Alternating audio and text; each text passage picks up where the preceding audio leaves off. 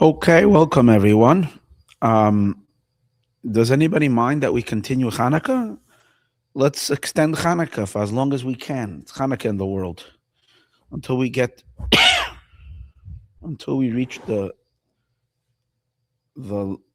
great lights of the Menorah of the Holy Temple. We're going to continue celebrating Hanukkah. So this is going to be the third week that we're learning the Derech Mitzvosecha, Mitzvas Ner Hanukkah. We had two phenomenal classes on that called The Secret Light of the Menorah. And today we begin, and we finished the main part of the discourse already. And last week we learned all the way at the end that he's going to start explaining the details of the laws of the Menorah. Did I make a copy of that? Let me see the page you have over there.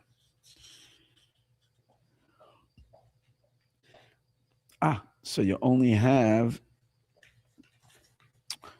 the first page of this, not the second page. Okay.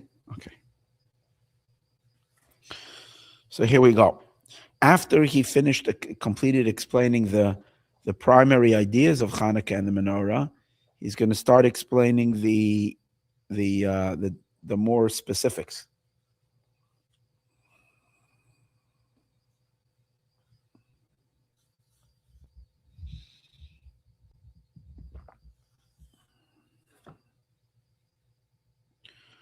As he said in last class,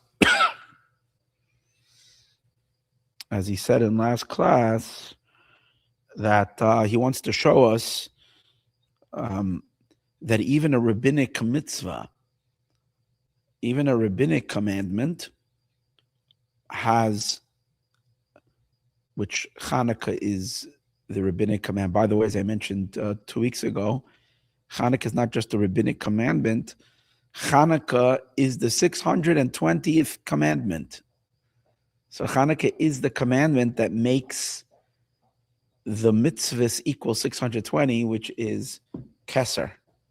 And for that reason, thank you, there is such godly light he wants to show us that even in the nuances of it lies infinite, incredible, deep secrets. So shall we begin? Shall we start?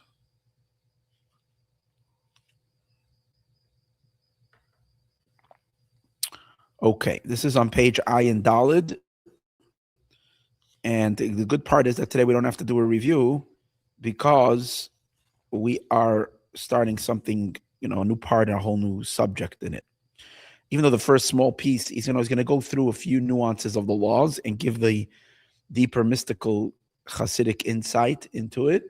And I think even the first piece, he's going to make reference to what we learned earlier, but I hope we don't have to get too caught up in re-explaining what we learned in the earlier classes, because hopefully those that are coming to today's class were with us in last week's class. Here we go. Siman Taf Reish Ayin. So in halacha, in the code of Jewish law, in the chapter 670, which are the laws of Chanukah, over there it says, V'inyanoi shechanukah muter basiyas malacha. Over there it says that Chanukah is permissible to do work. V'kar nizbara tam la'el. We discussed earlier the difference between the other holidays and Chanukah, why it's permitted to do work. We were learning that the other holidays, the godly light manifests more in the external element of creation, in the external elements of existence, which impact more the physical world. And for that reason, if we receive the light of that holiday, which affects us on a more external, digestible level, which means it comes all the way into our experience, because the light is not such a lofty light. So it starts off at a lower place, and when it descends all the way down into a more external level of existence. That's why the miracle affects more the body, the physical world. If we are to go out and do work on that day, then we would be subjecting that light to a yenikas achitzonim, to a hacking of the klipot, of the unholy forces. Because when we do work, we are entering into the territory, we're entering into the mundane world, we're entering into the public domain, we're entering into the place where there is far more, we are making ourselves far more vulnerable for an attack. So therefore we have to shut down, we have to withdraw. We have to withdraw. It's like picking up your feet from the ground. You have to pull your feet in. If you put your feet on the ground, you can catch an infection. That's the point. Especially since you're carrying so much energy.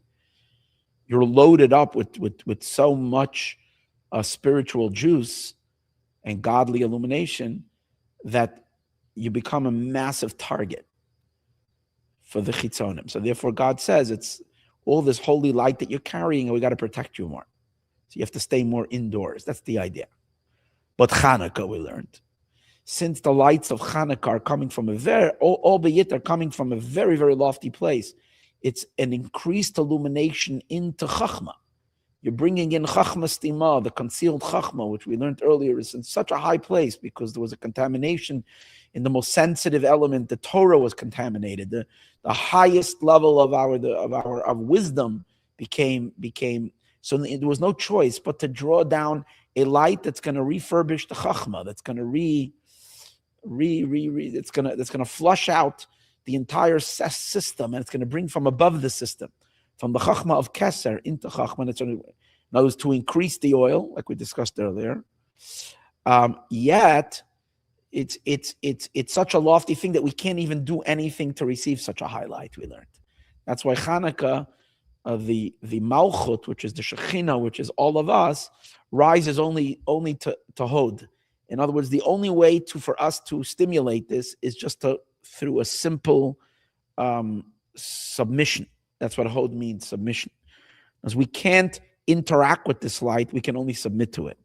That's why Chanuakh was created, in addition to the lights of the menorah, which is such a high light, but the way we rise to receive it is through just thanking and gratitude, which is the idea of complete submission. That's what we learned. For that reason, since the light is not descending so much into our external selves, it's affecting mainly deep in our neshama. So even when we carry that light outdoors and go out to work, the chitzonim can't access that light because that light is not in our feet. The light is in our pnimius neshama, in our inner light. Although on the one hand of Chanuakh, we bring the light onto the street. That's the point. We light it most outdoors, but it's still very, very,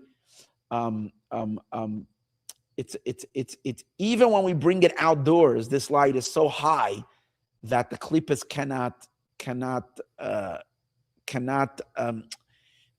usurp it. That's the point, because it's in such a lofty state. Okay. That's what we learned in the earlier class last week. So now Rak Mavur Gam came, but there it also explains in halacha, Shemasha Hanoshim Lehagos, specific a law pertaining to women, that women have a custom Shaloi Lasas Malacha B'Shas Adlakas Haneros, that they don't do work at the time for the half an hour of the duration of when the candles are burning, because we know that minimum amount of time that the candles need to burn is a half an hour. So those half an hour, it says women shouldn't be in the kitchen. They shouldn't be making latkes. They should abstain from doing work during that half an hour. They can, after that half an hour, they can get back to their duties. So it says over there, hu minhag tov. It's a good minhag. It's interesting because it's a minhag, meaning a custom that the women took on themselves. It's not a halachic thing. Yet it became kind of customary. Vatam. And the simple reason for that is that it says in halacha, before he's going to give the more deeper reason, This is more the reason that is stated in halacha, in the law, because if they're going to do work at the time that the menorah is lit, they might come to make use of the light of the menorah. You see, we're dealing with small, tiny homes that people lived in. We're dealing with times that they weren't that electricity. So when you had a menorah burning, that cast quite a bit of light.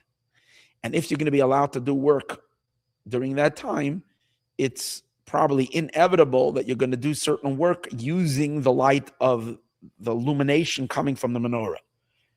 Now, we're not allowed to make any personal usage from the light of the menorah. The light of the menorah has to be purely mitzvah light.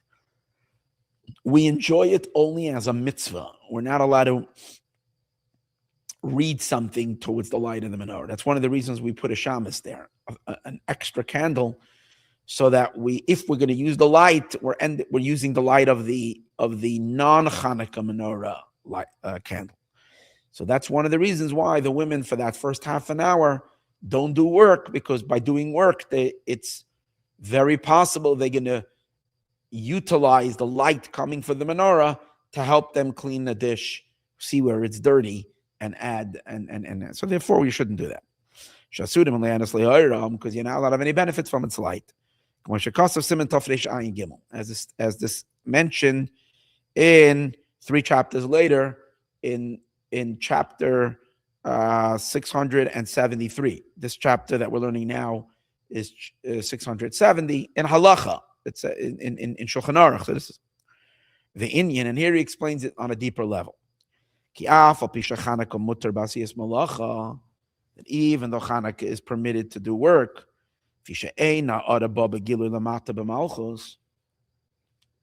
because the illumination does not descend so far into the Malchus, into the Shekhinah, which means into our souls. It doesn't become digested in us, so that we should say that it becomes integrated completely into our vessels.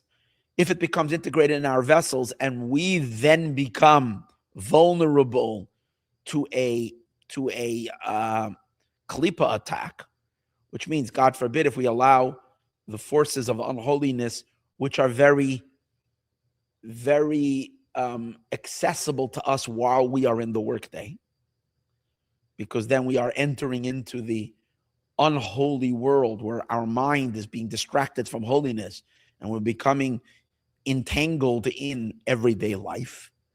And if we would be bringing with us a treasure trove, then we would be exposing that treasure trove and making it vulnerable for Yinikas HaChitzon. I'm going to give another example for this idea. You'll get that make the sense. Also regarding the woman, regarding Malchus.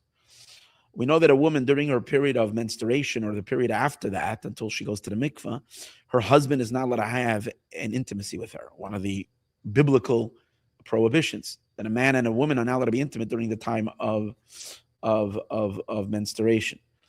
The reason for that, mystically, or one of the reasons, is because the idea of the woman having this period of nida is that that's the time when she's giving energy to the unholy forces.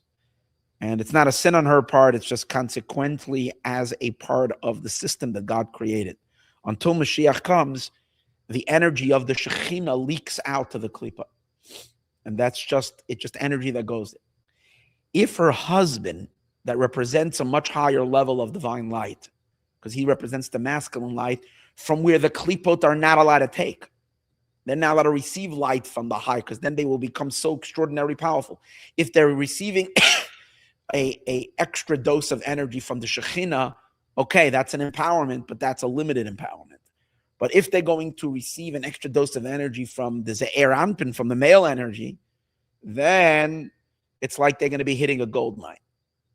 For that reason, he's not allowed to have any relations with her during that time, because if he's going to be giving her this extra godly infusion into her soul, which then she is allowing the klippas to take, then they're becoming enriched with powers that are like so much more than what they should be having.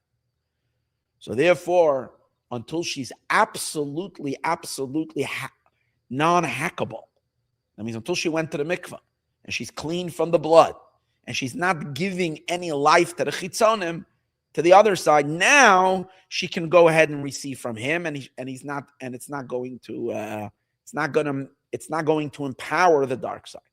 So it's the same idea.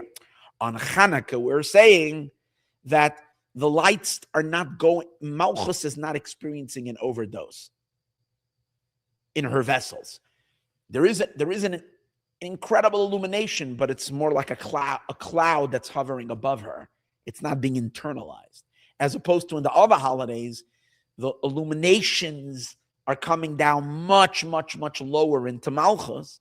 So if we go out to work, then we become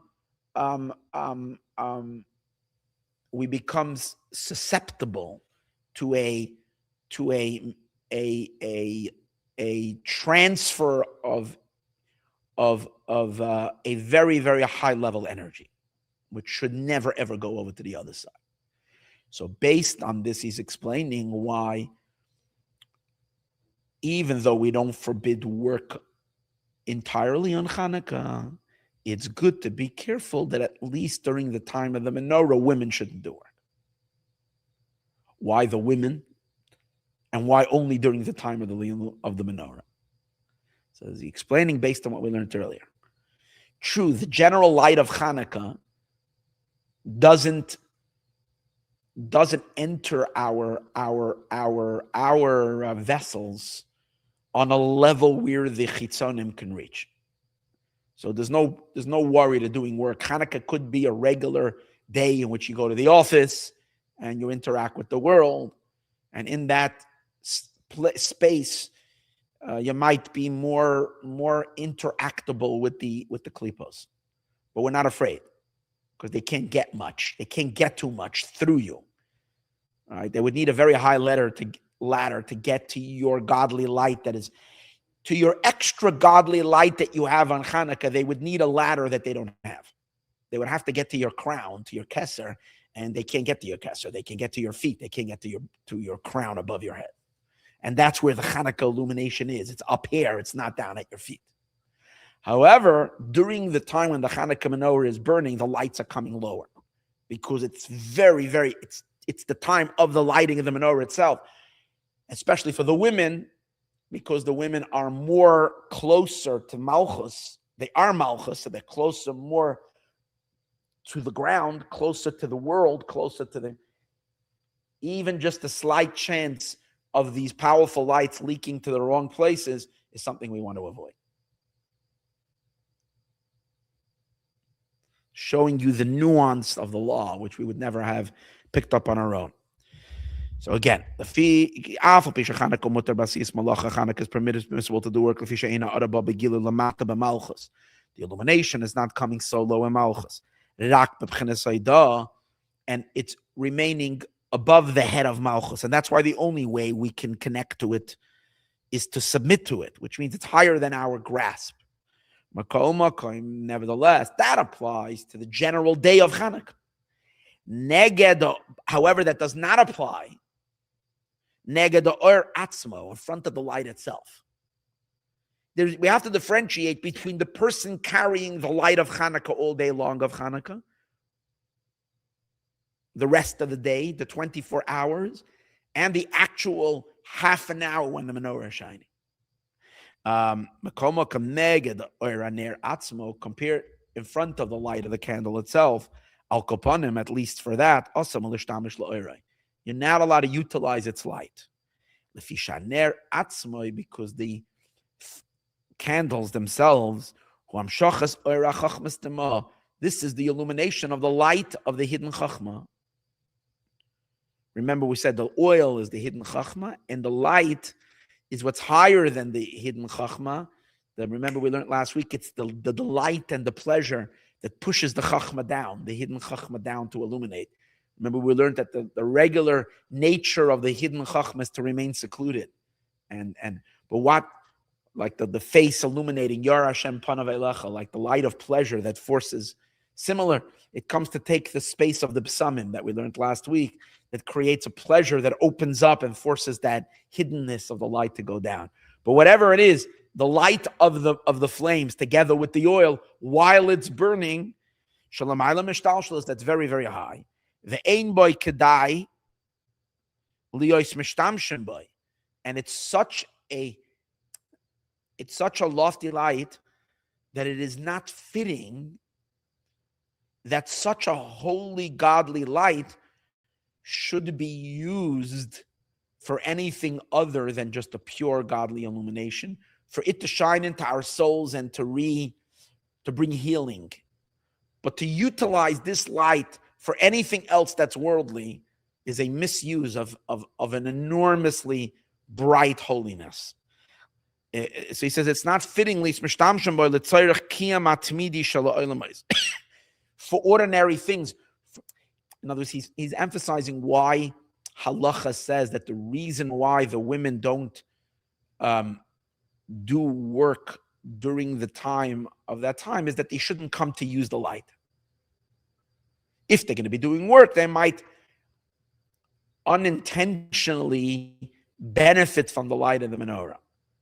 So now he's explaining that nuance. He says to utilize that light to do your dishes would mean a worldly aspect is being tended to with this light. It's almost like using 1,000,000 watts of light bulb to do your dishes in the dark room. It's overkill, it's overuse, and it's not fitting to use such a quality light for something like that. It's like special laser beams that are used to do laser surgery, to heal to bring you healing. It's not something that you do your dishes by.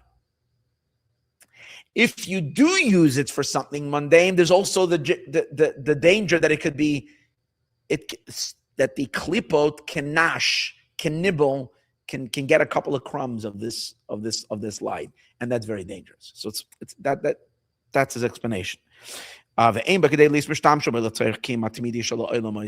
the ordinary business in the world, and the reason for that is so the chitzonim should not get a nibble, should not get a little snatch of this highlight. That's why the custom is not to do any work at all at the time that the flames are burning. And again, the main mitzvah of that time, the main mitzvah is the first half an hour. And this illumination is shining during that time. So let's not allow anything too close to this great illumination. But after this great illumination departs, which would mean after that first half an hour, mutar lasas malacha, work is allowed to be done, because the revelation does not become internalized to that same level, which means we do not take it into our vessels that much. And in that level,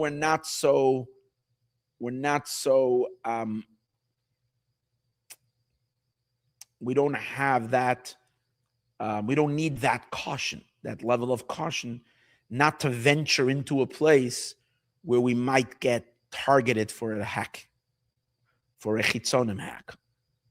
Kaniskalia, like we said earlier. Okay. Now the subject will switch completely. Till now, this one little piece was still a continuation to a certain degree of something we learned last week, and now he's going to teach us some. He's going to open up some really, really, really Mashiach ideas in the next piece, Siv Beis. Now he's going to explain another one of the laws of Chanuakh. Siman Tov Reish Ayin Aleph. This is going to explain one of the laws in Shulchan Aruch, in the Code of Jewish Law, from chapter 671. The last law we learned was from chapter 670, and this is Tov Reish Ayin Aleph. This bar in that chapter of Shulchan Aruch It explains Seder Adlakas Haneros, the order of the lighting of the lamps. And where we have to put them down. And that is Shayim Rishon Madlik Echad Mik Echad. The first night of Chanuakh we light one lamp. From this day and onward, that means from the second night of Chanuakh, we increase the lights of the lamps. Every day we add one more light. That means the second night of Chanuakh, we light 2 lamps. Third night of Chanuakh, we light 3 lamps. Until the last night of Chanuakh, all 8 lamps are lit. And that is following the opinion of Beis Hillel. That's the opinion of Beis Hillel. In Tractate Shabbos, page 21 on the second side of the page, because the other opinion, the opinion of Shammai, is that Beis Shammai, we work the opposite. The first day you light 8 lamps, second day you light 7, and you go down in your menorah until the last night of Chanuakh you only light 1. Beis Shammai cholkim sham, and Beis Shammai argue and they say Yom Rishon Madlik Shmoina. First day you light 8. Every consequential day, the next day of Chanuakh, we diminish the lights. What is the reason of the school of Shammai? They compare it to the offering sacrifices of Sukkot, on Sukkot. On Sukkot, what happens? The 7 days of Sukkot, we offer 70 oxen or 70 cows, which are offered in the temple as a special sacrifice. It corresponds to the 70 nations of the world, to all of humanity. But instead of, it says 7 days, it would make sense to do 10 on each day. If you want to divide them, 10 times 7. No, it doesn't work that way. Instead, we start off with 13 on the first day, and then 12 the next day, and 11, and then 10, 9, 8, and the last day of Sukkot, we do 7. If you count 13, 12, 11, 10, 9, 8, and 7, it equals 70. That's how the 70 are offered in the temple. So over there, we see there is an order of this of going from more to less. Every day we drop 1. So on Chanuakah, the Beis Shammai says, on Chanuakah, the same idea applies, that every day we should drop 1. Usually we would think the order is to increase, because holiness you're supposed to increase. Beis Shammai says, but you find elsewhere in the Torah that the Torah gives us a system of decreasing a mitzvah. So on Chanuakah, we do the same thing. We decrease the mitzvah. Beis Hillel argue, and Beis Hillel say, I hear you, but we still have to follow the regular rule in holiness, that in holiness we should always be going up, not down. And that's why on Chanuakah as well, we start with 1 and we increase. They become diminished, they go less. Beis Hillel says, we elevate and hold the holiness, and we do not go down. The Yedua is known, the halacha ke Beis Hillel. Now we know the law follows the ruling of Beis Hillel. So to understand the root of this argument, he's going to explain the 2 opinions of Chanuakah, whether we go up or down with our menorah. To understand how both these opinions are valid opinions, and both these opinions express something godly, and both, like the sages say regarding Shammai and Hillel, the sages didn't know Beis Shammai and Beis Hillel had arguments regarding all aspects of Torah. These were 2 schools headed by 2 rabbis, and their students were of different opinions in numerous questions in Torah. So after a long time, after the sages had all their arguments recorded, they became the big question: who should we follow? So it says they I think for 3 years or something like that, they were thinking about this. And after 3 years, A heavenly voice. I think if I'm not correct, if I'm not making a mistake, I'm sorry. I think what it says is that a heavenly voice came out and says, "Elu v'elu divrei Elokim chayim." These and those are the words of the living God. It means no one over here is making a mistake. Beis Shammai is right and Beis Hillel are right. Both of them are correct. Beis Shammai is correct and Beis Hillel is correct. However, the law is like Beis Hillel. When it comes to deciding the law, we have to follow the Hillel school. Both the living God, the law has to be like Beis Hillel. When it's Shabbos, when the table is set for Shabbos, don't worry.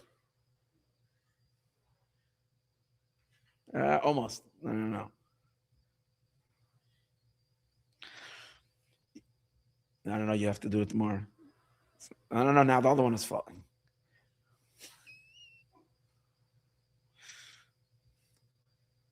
No. It's going to fall in 2 minutes.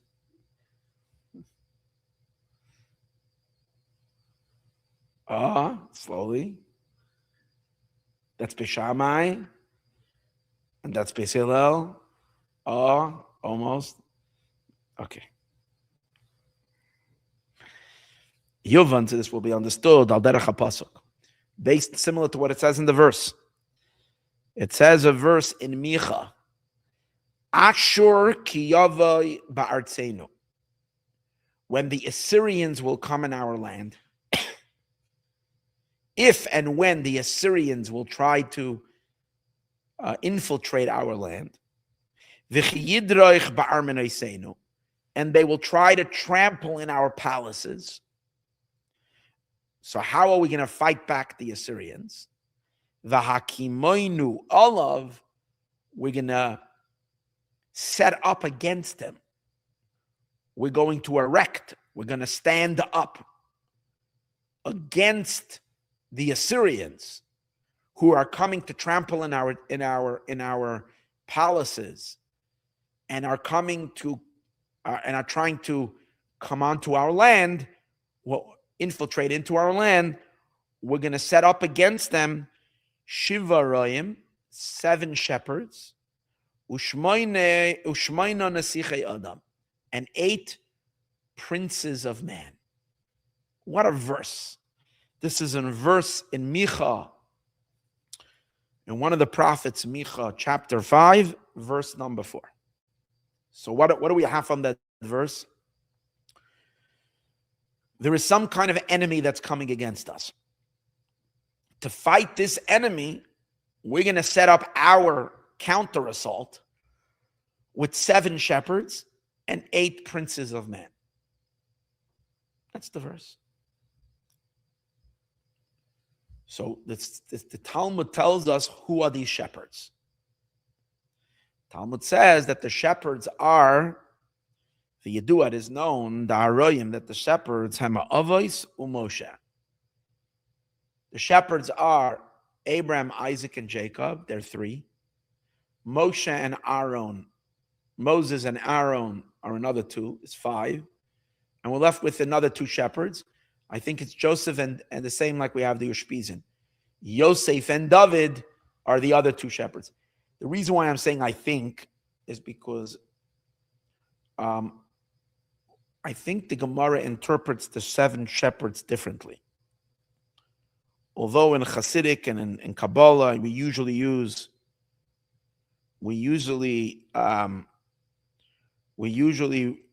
refer to these are the 7 shepherds. Let me do a little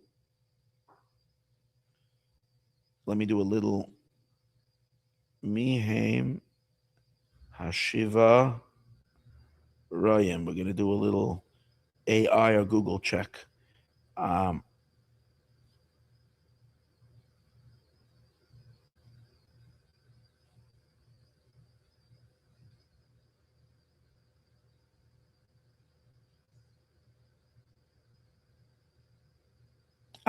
See, I knew that the Shiva Saroyim am doing this. Okay, Pi Chazal, the Gemara Masechta Sukkah. David HaMelech is in the middle. Adam, Sheis, and Mesushelach are on the right side, and Avram, Yaakov, and Moshe on the left side.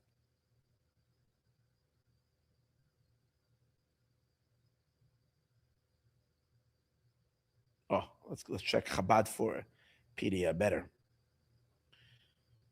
The Fia Gemara, Shiva Arayim, David is in the middle. Adam, Sheis, and Meshuselach are on one side, and Avram, Yaakov. So Yitzchak is not counted there.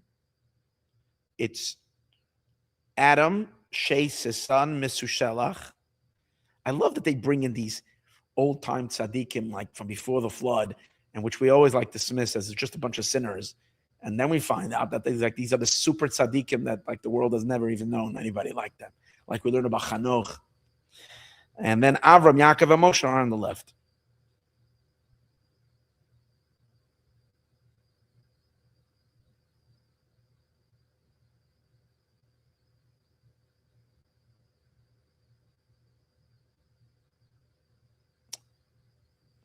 So what's interesting, however, is that, as I mentioned, usually, in most cases, in Chassidus, when we say, that's what the Gemara says, the Talmud says. In Chassidus, when we speak about the 7 shepherds, it usually refers to Avram, Yitzchak, and Yaakov, Moshe, Aaron, Yosef, and David.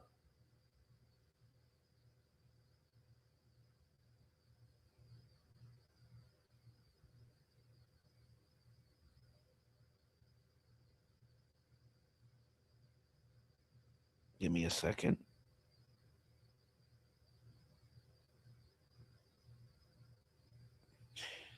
Yeah, so, any case, over here he seems to be implying Aroam Hema Avos Umoshe, Chulu, he doesn't say who else. Va'nesichim, and who are these 8 Nesichei Adam? 7 princes, or 8 princes, I'm sorry.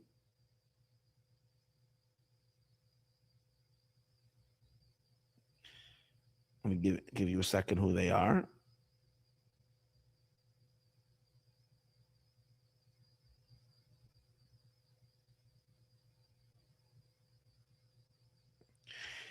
So listen who these 8 princes are.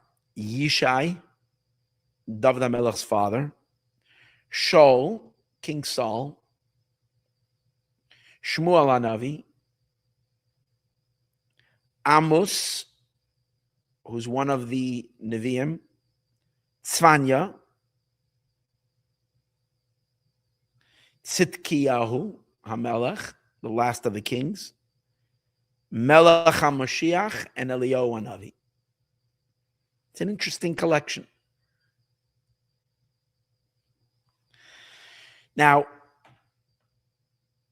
it's hard to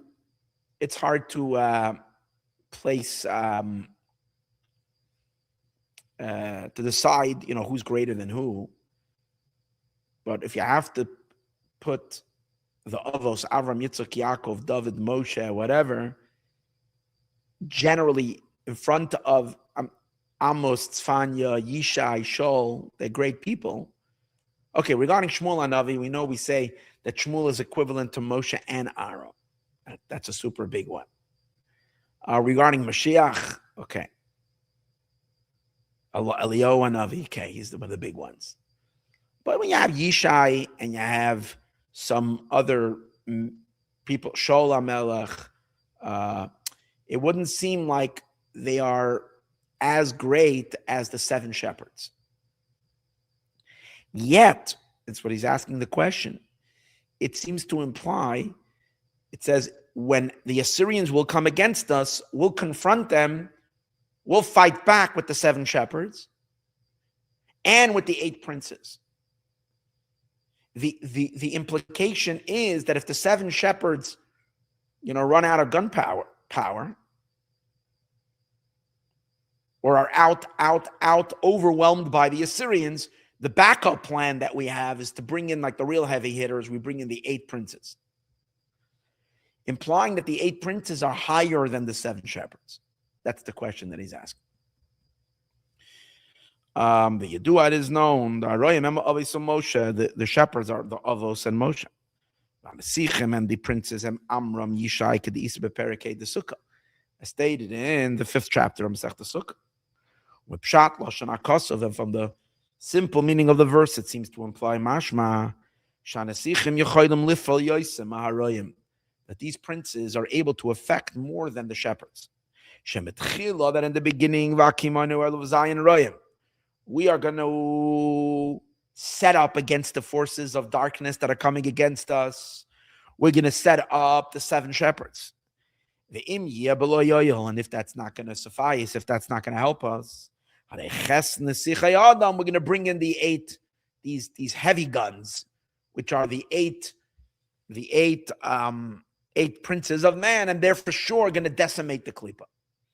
This seems to be a wonder. It has been explained who these shepherds are. That the forefathers, interesting.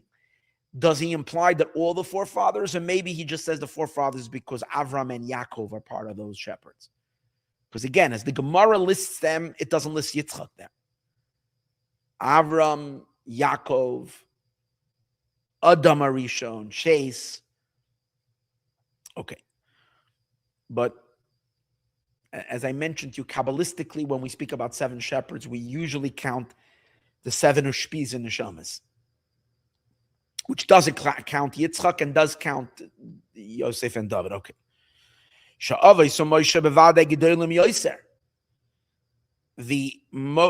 Avos and Moshe are definitely greater from Amram and Yishai. Interesting. Where do you get Amram?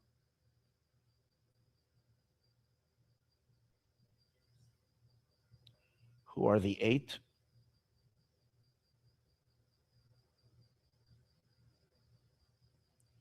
Maybe it's a mistake over here. When it says Yishai, Shaul, Shmuel, Anavi, Amos, maybe it's supposed to be Amram. Because Amram is Moshe's father. Let me check somewhere else. Sorry, I didn't get a chance to look this before the class. So I'm looking over here.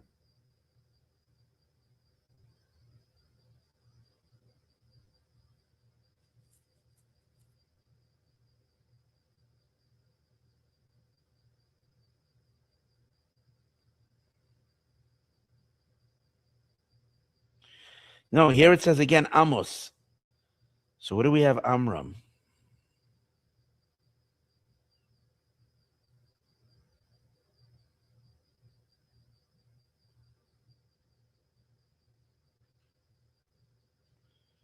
Give me a second.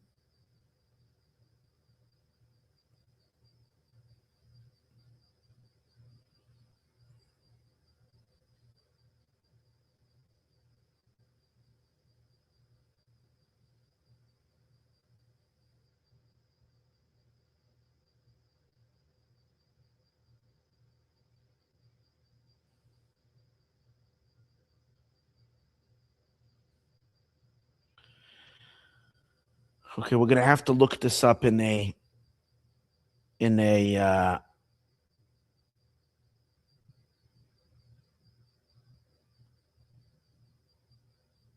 give me just 1 second, please. Sorry for the delay.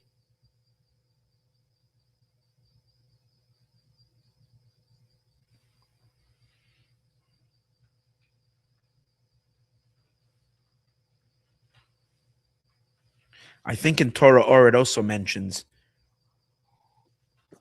Amram. Did they have a different girsa that they said instead of Amos, it was Amram?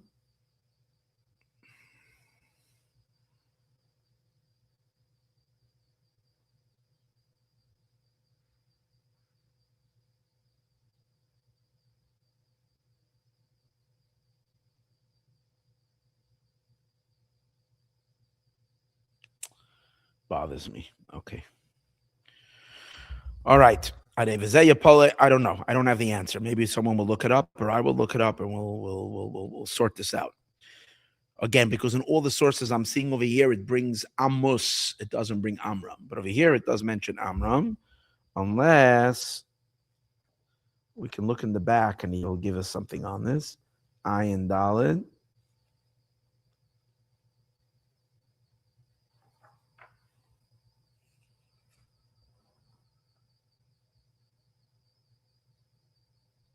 No.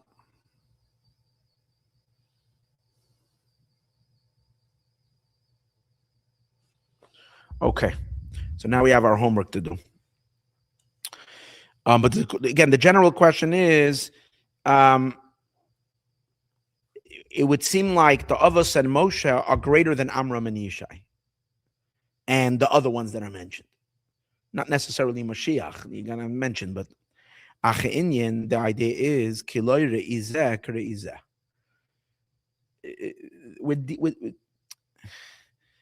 There is two levels, there's two complete distinct qualities that we're looking for. And when we say Moshe and Aaron, when we say Moshe and Aaron are higher, Moshe, Aaron, the Avos are higher than the eight princes. It depends what quality we're looking at. Each one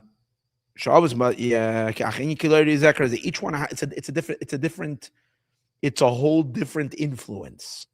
The shepherds, Amafarnasim close Yisrael bashpas pnimis. The idea of the shepherds is that they draw down. They're the ones who nurture, just like a shepherd. A shepherd is supposed to nurture the sheep. So the great spiritual shepherds, they're the ones who nurture the general ensemble of Jewish souls, bashpas pnimis elokus, with an internal type of divine influence. B'moicham v'asagasam, they bring them a form of nourishment that nurtures them in their mind and in their grasp. L'das es Hashem, to know God, ulahava ulayira oisai, and to love Him and to fear Him. Those people that feed us spiritual nutrition. Just like to do what? To be able to strengthen our soul. Strengthen our soul, what is in our bond with God. They make the divine accessible. For example, Moshe brought us the Torah. So he's given us till today, we're all nurturing ourselves spiritually through Moshe.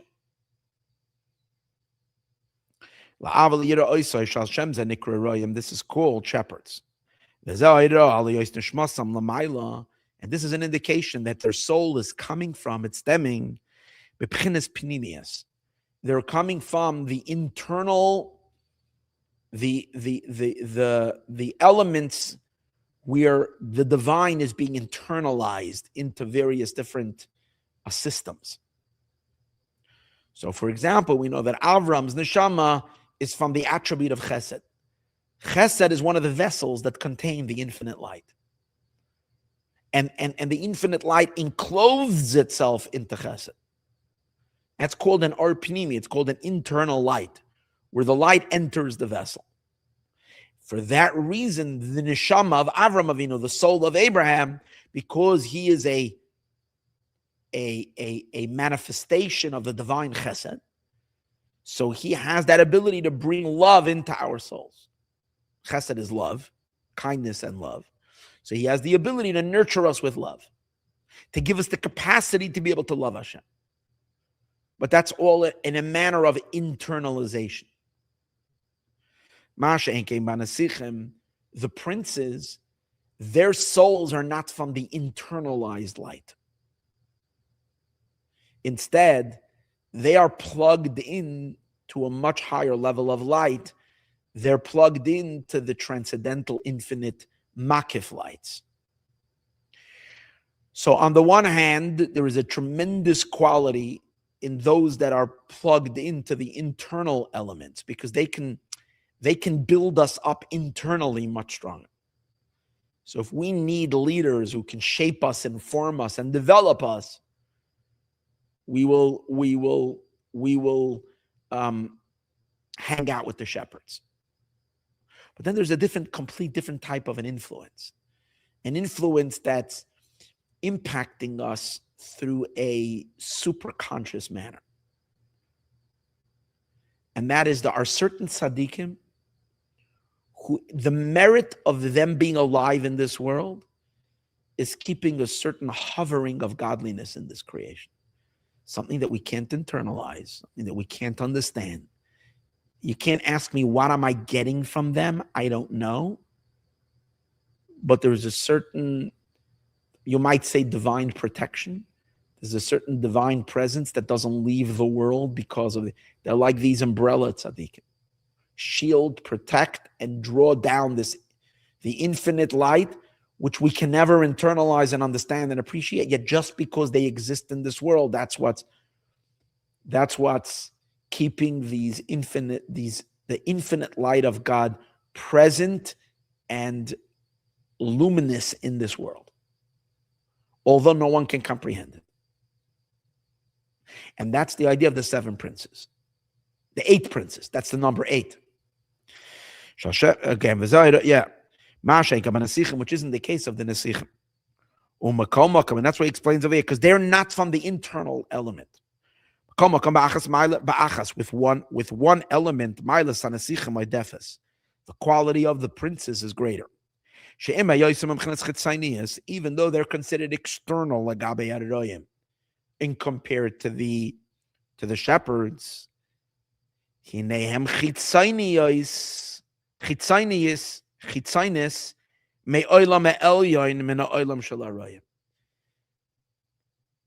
bringing, the Nesichim are not bringing internalized light, they're bringing external light.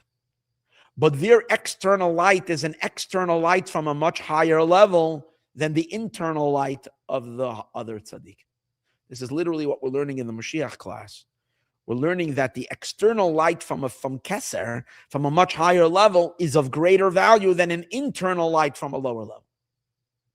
So this is this idea that, an example for this, the sages tell us that it is greater the chit-chat from the servants of the fathers is greater than the Torah of the children.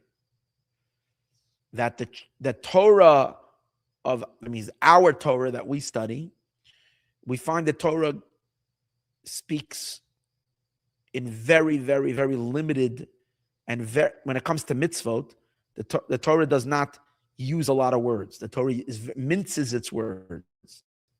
When it comes to telling us the stories of our forefathers, even when it's telling us a story about their servants and about their conversations that they had, the Torah goes ahead and enumerates in chapters long the repetition of their words when they related a story of exactly what they said. So the sages say, here you see how the fathers are so much greater than the children, that the Torah of the children, which Torah is far more valuable than just chatter, than just chit-chat. And yet the Torah, since it's the Torah of the children and not the fathers, and fathers are so much greater than the children, that the external element of the servants of the fathers is greater than the internal element of the children. That's the same idea we're learning over here. Those that are called princes, not princes, those that are called shepherds is because they nurture, which means they bring the light into an internal state. But the fact that this light can be internalized is referring to a much lower light. That's why it can be internalized. So although they are unique in that they are internalizing tzaddikim, and they create and build us up, our entire infrastructure of the Jewish people is built on these rabbis, on these great saintly people, on these shepherd souls. But they're dealing from the very get-go with much lower divine lights. The princes are dealing with vast infinite lights, even though they are just bringing us external illuminations of these vast infinite lights.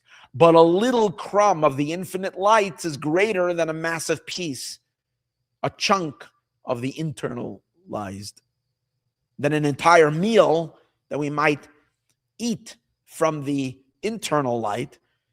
A little, it's like sometimes you get one little tiny pill and medicine is much more than a big plate of food, but that little bit of medicinal quality has an overall impact on your body, even though it's a tiny little puff of something or a little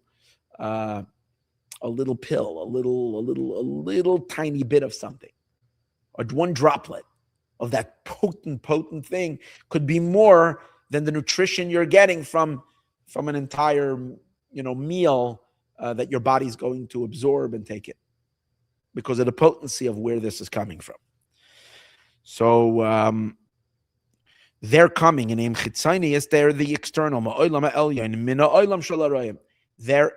the Chitzonius, they're the external from a much higher world than the world of the shepherds. And that's why we find that some of these tzaddikim that are listed over here, some of these saintly great men that are listed of the 8, we find that we say about them that they never sinned. And the only reason they died was because of the snake. In other words, because of the leftover impact of Adam and Eve's sin. For example, the Yishai, the sages say that he died, he didn't even have the slightest sin on and we don't say that about Moshe even. We don't say that about anybody else. We say it about Yishai. They were clean from any type of sin, v'ashma, and any guilt. All the sages tell us that there are 4 that died because of the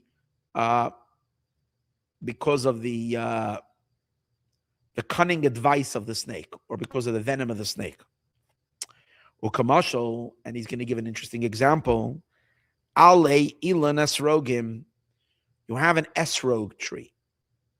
Esrog is the special citrus type of tree that we use on Sukkot. Beautiful fruits. Now, what happens if you don't have, from the esrog tree, you can't access any of the esrog, but you get a leaf from the esrog tree, or you get a fruit from a more simpler tree. I don't want to insult any fruit, but let's compare it to an esrog, which people spend, especially because it's a mitzvah, spend hundreds of dollars for a nice esrog. And then you can get the most beautiful apple. But an apple is considered a regular fruit in compared to the esrog, which is a very high-end fruit. So even just a leaf from an esrog tree might have more value than the fruit of a much more simpler tree.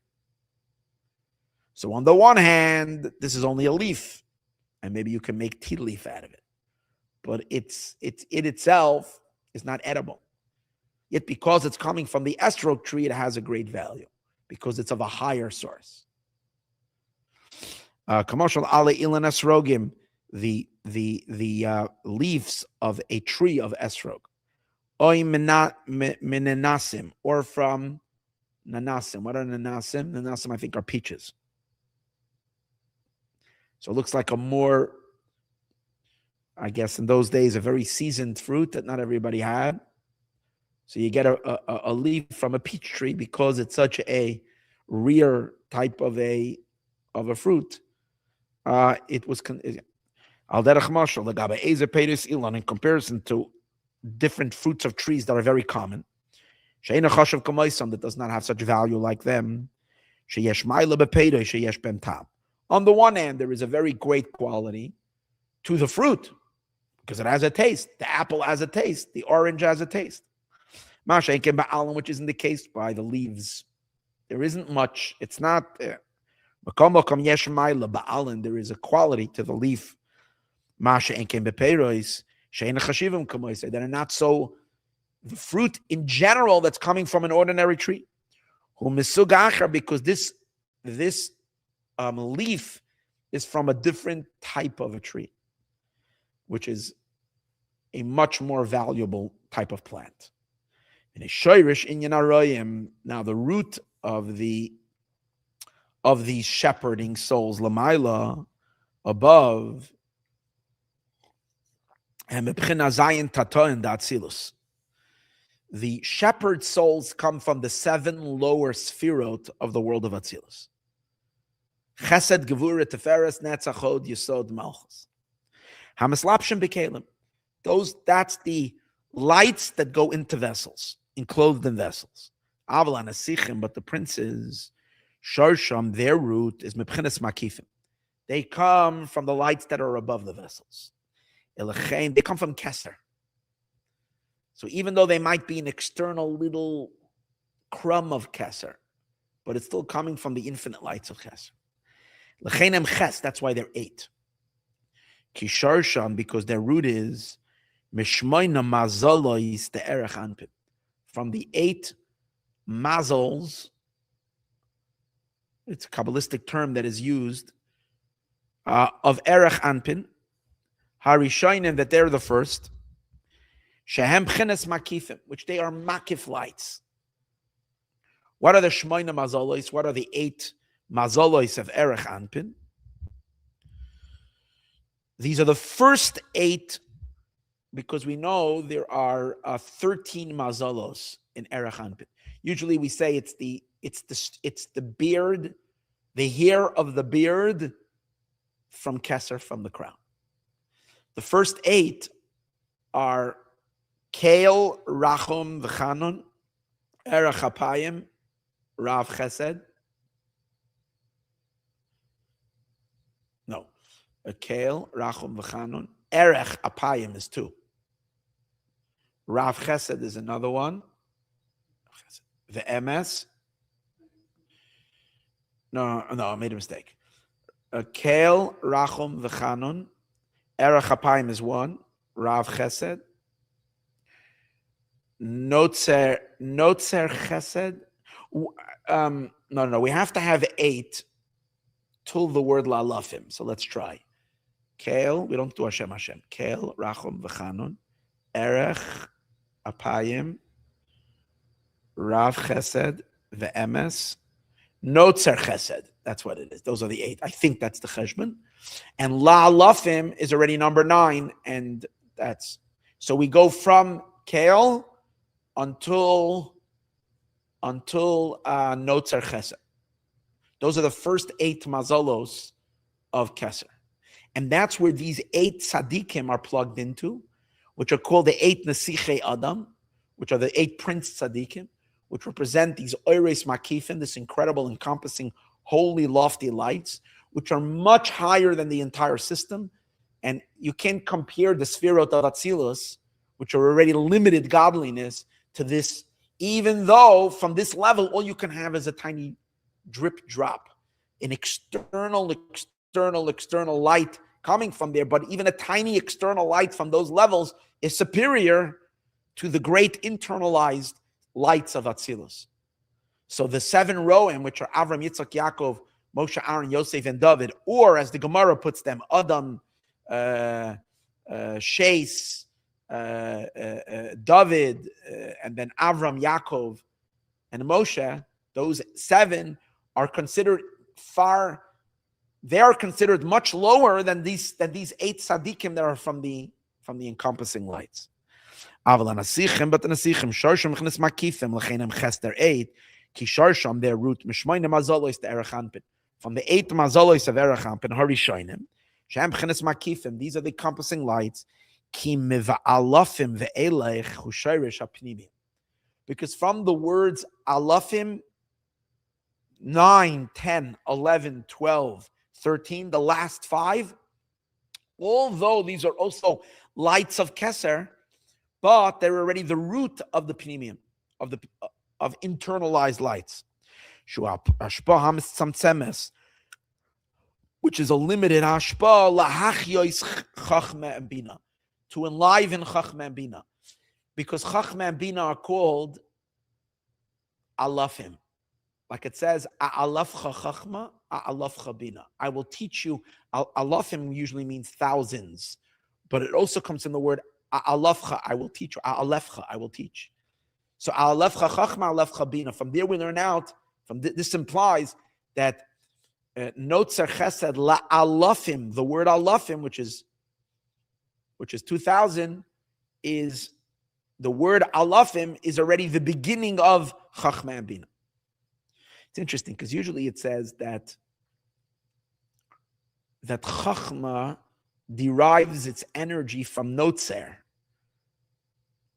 which is one of the 8. From Notzer Chesed. Notzer, if you rearrange the letters, you get the word tzinar. Tzinar means a narrow, is where chachma plugs in. And bina plugs into venake. With nake, if you change the letter, which is the last of the 13, if you change the letters, you get the word kaneh. Kaneh is, again, like a tube.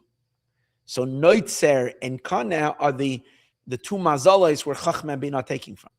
But over here, it seems like Notzer Chesed is part of the makifim light that have no access yet to chachma, and the hamshacha pnimi starts from the word la'alafim. So I'm not sure on that.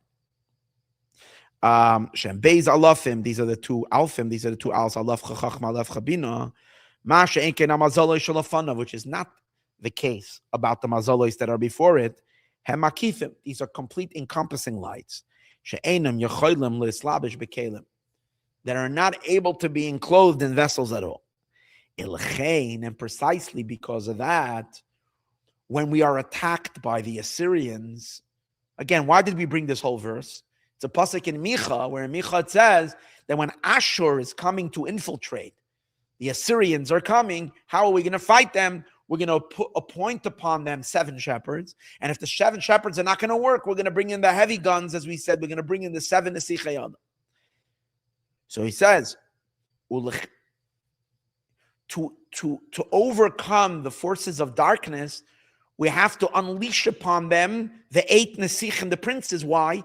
Because the Or Makif, the encompassing light, is far more effective to chase away the klippas, the chitzonim. It says that the chitzonim get blinded from Makif lights. They can't. A revelation of the encompassing light completely knocks them out. In other words, to the elimination of the forces of evil, we want to bring forth these 8 tzaddikim. They have a greater capacity to drive away the evil than the shepherding souls. Because the internal lights leave a little room for the klippas. The internalized lights can eventually tolerate some level of impurity. Like we find that from Avram Avinu, eventually comes Yishmael, with all of the klippa that Yishmael brings. From Isaac, from Yitzchak, who represents Gevurah, again, internal light, he can tolerate Esav. Kima Pnimim, from the Or Pnimi, Nimshach Archa Riba Yatzim Tzumim. Of course, on the levels of Atzilus, there's no klippa there. But after many, many contractions from the Or Pnimi, there can come Yanika L'chitzonim. There can be some type of justified life flow given to the chitzonim, like Yitzchak wanted to give the blessings to Esav, or Avram davens to God and he says, "Let Yishmael live before you." So we find that they just Yanika l'chitzonim ki yediya be'inyan Avram sheyatzem menu Yishmael. You see that from Avram comes Yishmael. Like I've written in the Mitzvah of Netilas Yadayim, how from the Or Pnimi there could be some for what that means also in our own selves is it means that what from in our own avodah, in our own service of God, Or Pnimi comes from inspiration that you build within yourself, fear of God and love of God, or whatever it is, from intellectual understanding. So that can create that builds you and nurtures you and develops you. But a lot of times, if the whole thing is based just on how I understand and how I appreciate, you can negotiate, you can compromise. It's possible to. A yid has to be protected by an Or Makif. An Or Makif means that there's a certain level of Yirah Shamayim, of fear of God, that has nothing to do with your understanding. It's like totally like this power of the divine aura that you tremble in front of, and that with that you can never compromise on. that keeps a person in check all the time. You have to rely on that faith and inyanim that are bigger than your seichel. But the makifim can push away the extraneous forces completely. First, we're going to set up against the klipa the 7 Rome. Of course, we fight with whatever we have. So we use our holy love of God to push away a negative love. We lose our holy gevura to push away the negative. So we're going to fight back with our arsenal, with all the powers that we have, including internalized power. But we can't suffice only on that, and we have to be backed up by much bigger ammunition. And if the Assyrians that are coming to attack us, and again, when we're talking about over here attack, we mean a spiritual, a physical as well, but it's a type of spiritual virus that's trying to attack our soul. And if with all of this, the forces of Klip are not subdued kolkach to the fullest, we're going to bring the 8 princes. They're for sure going to take the forces of Klippa down completely. Like we said earlier. Now the root of the 8 days of Chanuakh,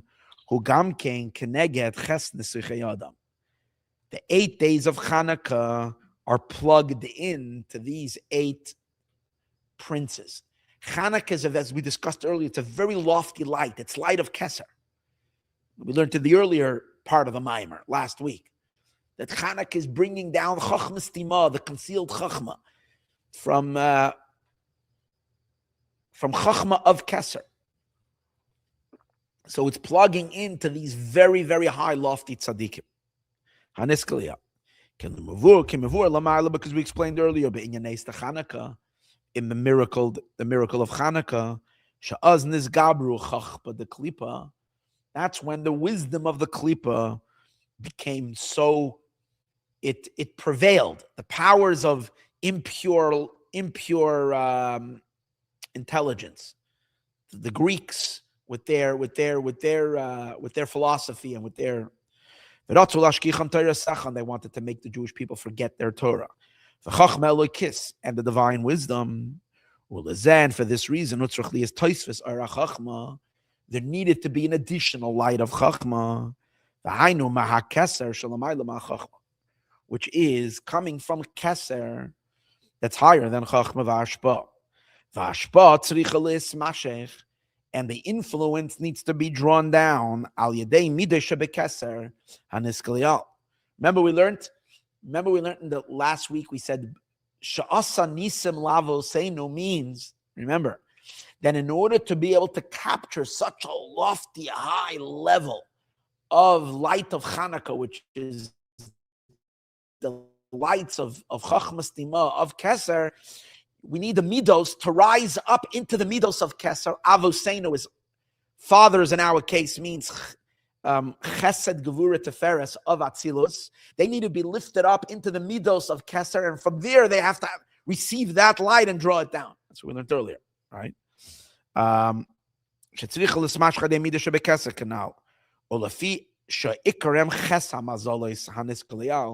since the main powers of Makifim are the 8 mazolos, Shehem Makifim, these are the Makif lights.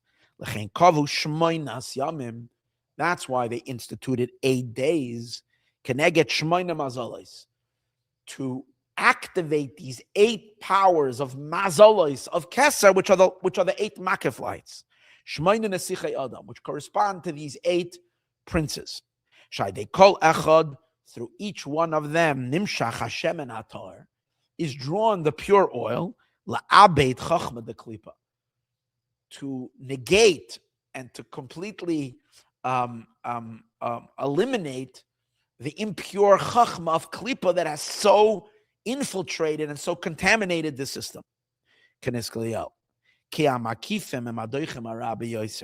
these makif lights, these encompassing lights, have a greater effect in pushing away the the forces of darkness more than internal rationalizations and logic.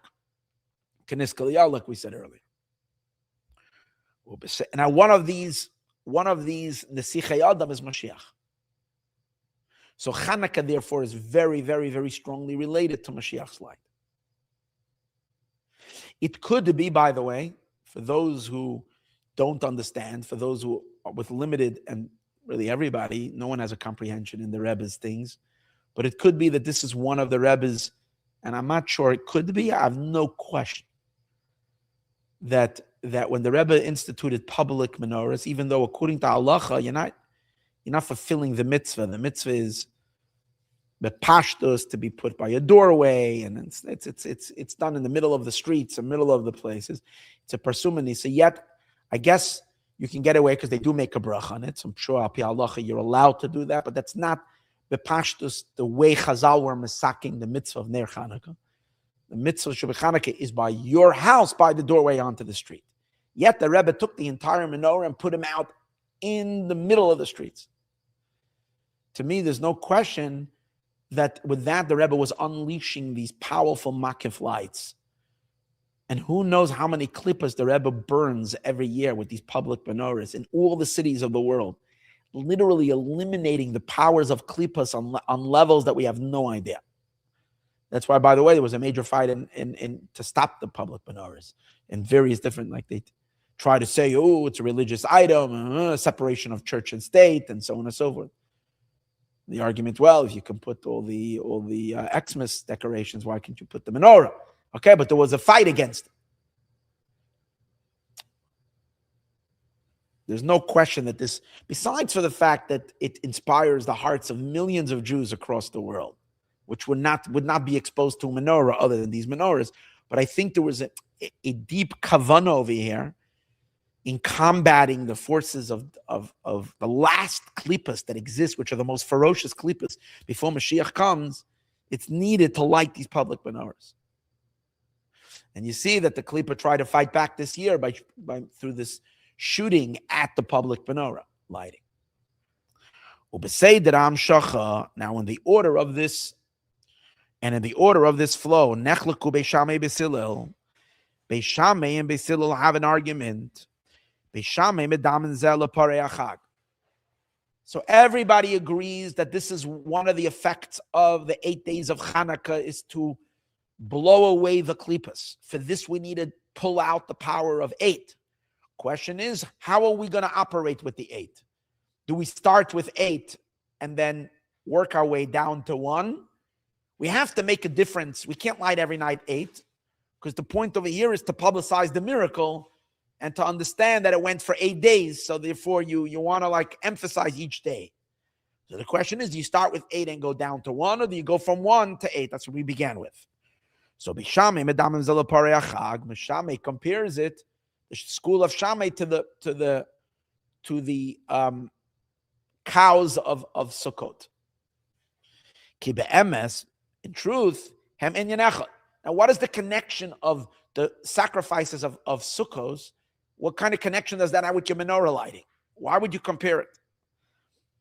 So ki aparim maschilim yud gimel. Well, in the special these bulls that were offered, they started with 13, and they ended with 7. So that too is indicative of the same idea. On Sukkot in general, Sukkot, the whole holiday of Sukkot, is a very makif, is all about makifim. Makif lights, encompassing light. That's what a sukkah is. A sukkah is a surrounding light. So in Sukkot, we are interacting with these encompassing lights, the clouds of glory, which represent this encompassing energies. So the Sukkot is drawing down the makif lights, miyud gimel tikune diyukna, from the 13 strands of the beard of Keser. And that's the reason why the first day of Sukkot, we offer 13. We start with the number 13, indicating that we're tapping these lights of Keser of the 13 attributes. And the reason we draw them down, We want to nullify the power of evil in the world. Because we want to elevate the nations. That means the power of evil that's in the nations, the power of unholiness that's there should be diminished. And the good potential that's in humanity, that's in the nation, should be extracted and elevated. So by shining this power, so what they did was when they offered these 13 oxen in the Beis Hamikdash, the 13 evoked the 13 lights of Keser, which brought these makif, enormous, showered the world with enormous makif lights. And these powerful lights sucked up the nitzuts, the sparks of holiness that are amongst the nations. It pulled it out and drew it out, which meant that the good potential that is amongst the nations, people either seek to convert or to come closer to a rectified state. And that which is unholy became weaker. That was the first day of Sukkot. Why they go less the next day? We'll see in a minute. With these makifim, kener b'fnei avuka, like a flame, a small little candle gets drawn to a big blaze of fire. So too these sparks of holiness that are in the 70 nations, in the klippas, should be pulled by the enormous illumination that happens on the first day of Sukkot. And that's why the 70 oxen that were offered all together, or the 70 cows that were offered all together, are corresponding to the 70 nations. To elevate them into holiness. Same idea like the 8 days of Chanuakh. Again, we're activating these powerful makif lights. The difference is, in Sukkot, we're not waging war. The manner of activating these makif lights is not what we're waging a battle with them. Quite on the contrary. We're coming down very softly with these powerful lights, and we're gently extending these lights to the nations. And by extending this light in a way of closeness, in a way of love, and by shining such a light, it's attracting all the good potential that's there. So that which was good amongst the nations became very strongly energized, and it gave it the power to further develop, to become a support system for holiness. Either some of the ones' souls amongst the nations that had the potential of converting and becoming Jews to become Gerim, maybe it attracted them to become Gerim completely. And those who not, at least it's seasoned to become a support system for holiness, to become Jew-friendly and supportive of the Jewish people. Like we're watching so many Gentiles today that are so incredibly supportive of the Jewish people. It's all part of this birur, but it's done in a very friendly, smiling way on Sukkot. It's not through battle. It's not through going to war. It's through kiruv. Sukkot is all about a time of chesed, through the revelation of the supernal love, the supernal kindness.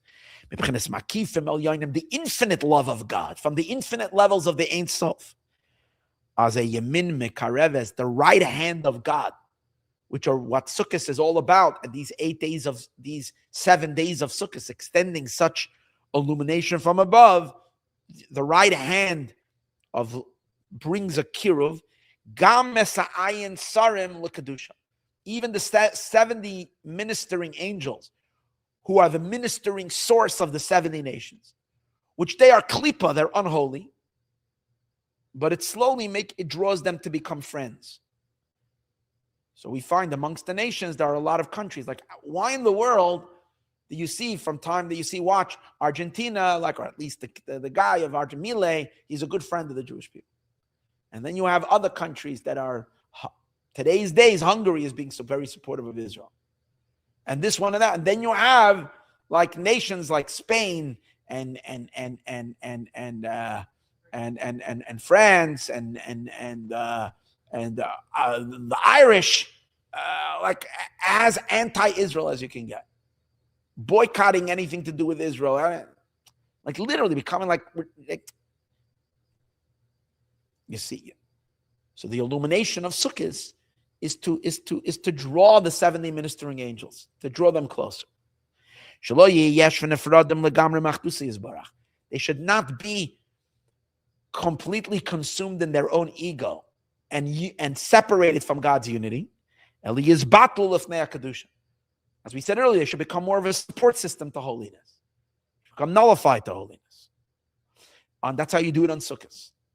Ubechanukah, on Chanuakh, who b'bchinas milchama. Chanuakah, the lights of Chanuakah are more like combative lights, powerful illuminations that are serving like laser beam lights, but like to cut the klipas off. Lahaviram legamre, and because Chanuakah they had the Greeks, the force of impurity coming from the Greeks, which were then the superpower of all the nations, had the audacity to try to extinguish the light of holiness. So we have no choice but to counter that with intense lights that have the power to shrink those klipas. They became so intensified.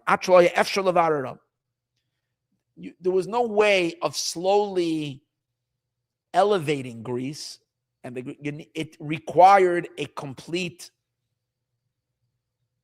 to be cut off. We had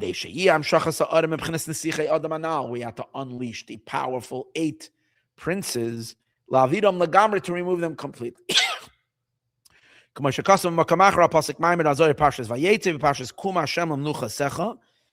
Zohar says, there's 2 ways of elevating sparks. One is in a way of menucha, in a way of calmness, in a way of a friendly manner, and one is in a combative way. Kuma Hashem l'mnucha secha, get up God to a menucha digaway, which is to a way of peace. Or Kuma Hashem vayafutzu avecha, get up God and let your enemies be scattered, is when God is going into war. And therefore, since Chanuakah and Sukkot have the same theme of exposing the klipas, the forces of impurity, the chitzonim, to enormous, powerful, godly lights. It's nuanced, it's different. But in general, the idea is to open up the powerful makifim to the klipas. And therefore, Beis Shammai says we have to follow the same order. The first day, you got to do intense radiation. It's like, God forbid, when someone is taking radiation for some kind of a disease, which is the same thing. It's the physical manifestation of the hisgabrus of the chitzonim, external things, chas v'shalom, cancerous cells or something like that, which is external. They don't belong in the human body. If they, God forbid, prevail and take and start claiming ownership more, and thinking that so you fight them with these powerful radiation. So the way it works is that in the beginning of the thing, you have to hit them really strong.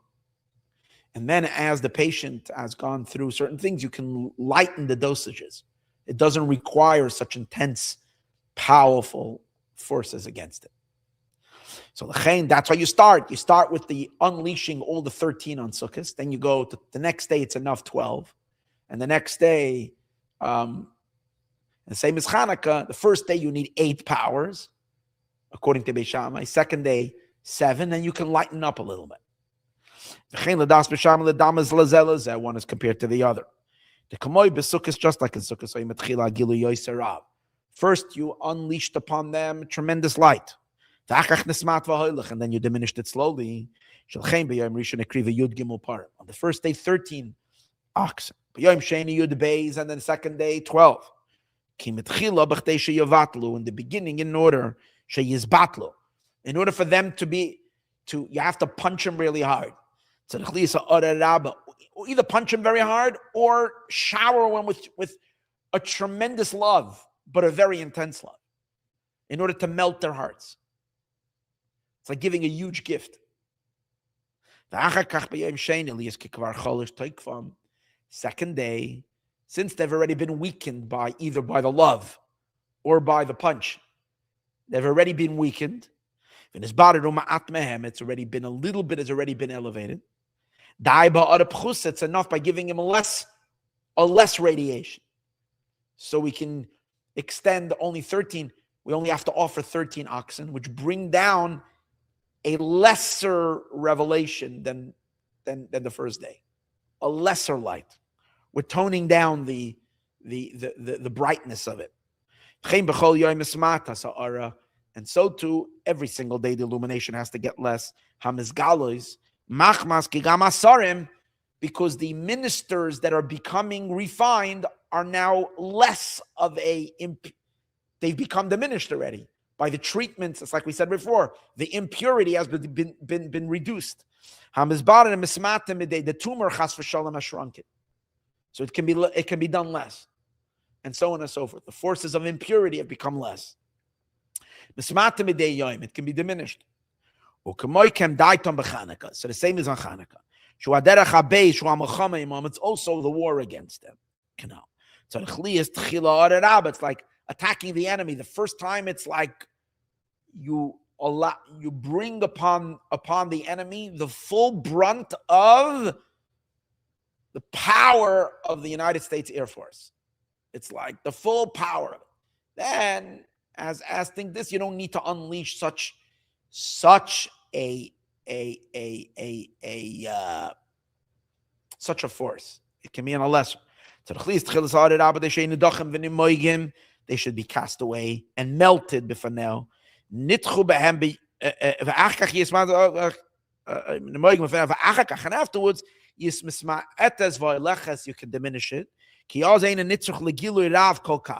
don't need such a great illumination. For the reasons we mentioned earlier. Because on the earlier days, it has already been, a lot of it has already been diminished. And Beis Hillel argues. And Beis Hillel says that even though on Sukkot, that's the order. You diminish, you go from higher. But on Chanuakh, you have to increase. On the first day, we light one.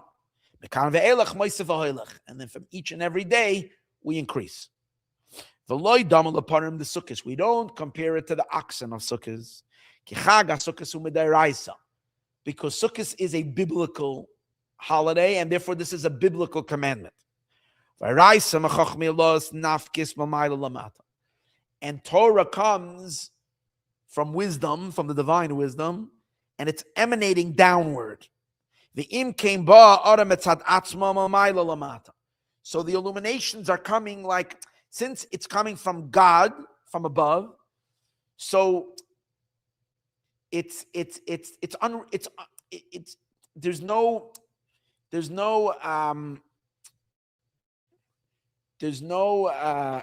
a limit to how intense it can be, because since it's being initiated by God's mitzvah, so God can turn up God turns up the temperature on the klippas to the highest, and then he diminishes it.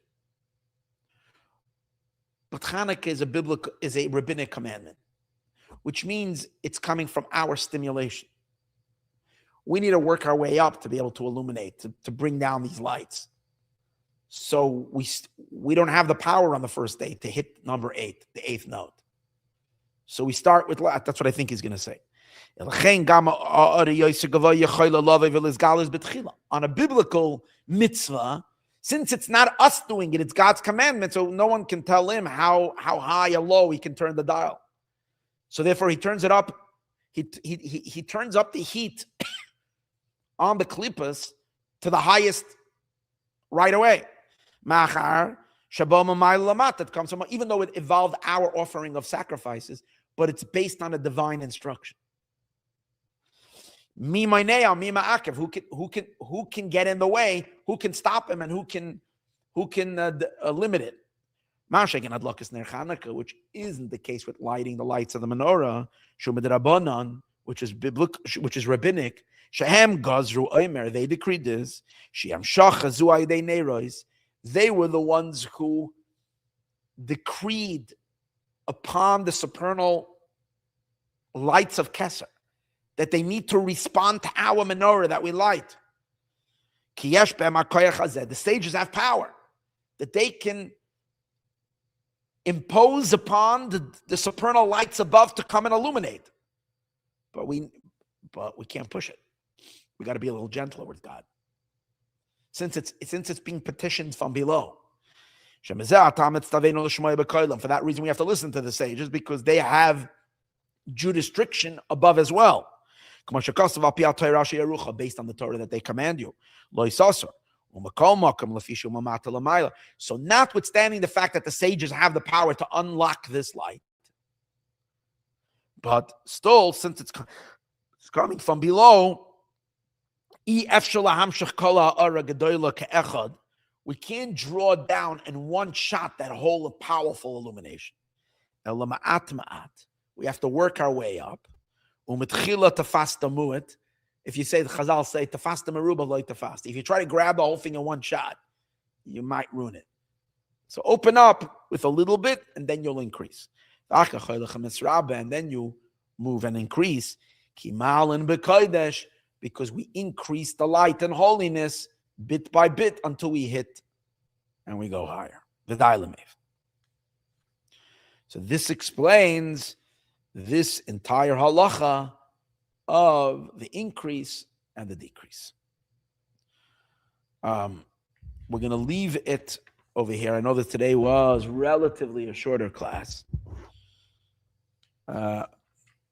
But to learn the next piece is going to be another 2 hours. And we're going to leave that. So we're going to complete Chanuakh one more week. Next week, we're going to learn what's the emphasis of putting it on the doorway and on the left side of the doorway. What does that represent? And how does that work? Be'ezus Hashem. Stay tuned to a final class on Chanuakh. Be'ezus Hashem next week, Thursday. Okay.